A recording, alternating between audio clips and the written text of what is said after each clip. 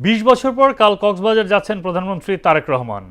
দিনব্যাপী এ সফরে খাল পুনঃখনন, বৃক্ষরোপণ কার্যক্রমের উদ্বোধন, শহীদ পরিবারের সঙ্গে সাক্ষাৎ সহ বিভিন্ন কর্মসূচিতে অংশগ্রহণ করবেন সরকার প্রধান। তার আগমনকে ঘিরে পুরো এলাকায় বিরাজ করছে উৎসবমুখর পরিবেশ। আমানুল হক বাবুলের তথ্যচিত্রে তাহসিন তারিনের প্রতিবেদন।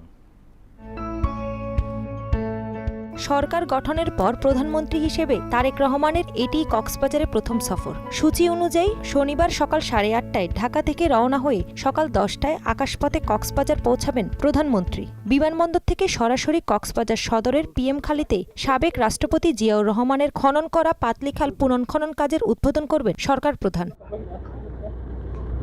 এরপর দুপুর 12টায় ডুলাহাজারা সাফারি পার্কে বৃক্ষরোপণের মাধ্যমে দেশব্যাপী 25 কোটি বৃক্ষরোপণ কর্মসূচির সূচনা করবেন। সেখান থেকে জুলাই আন্দোলনের প্রথম শহীদ কক্সবাজারের ওয়াসিমের কবর জিয়ারাত এবং শহীদ পরিবারের সদস্যদের সঙ্গে সাক্ষাৎ করবেন তিনি। এরপর মাতামুহুরী উপজেলা ও পেকুয়া পৌরসভার ভিত্তিপ্রস্তর স্থাপন করবেন প্রধানমন্ত্রী।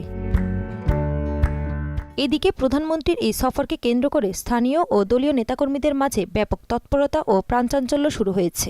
জনাব তারেক রহমান আমাদের পিএমখালীতে আসতেছে, সেইটা আমরা পিএমখালীবাসীর গৌরবের বিষয়। তারেক রহমান হাল খাইতে এখন আবার নতুন ভাবে আবার হাল খারে মাই খুশি লাগে এখন বকুন আমাদের পিএমখালীর উন্নয়ন হাল চাষাবাসের অনেক উন্নয়ন।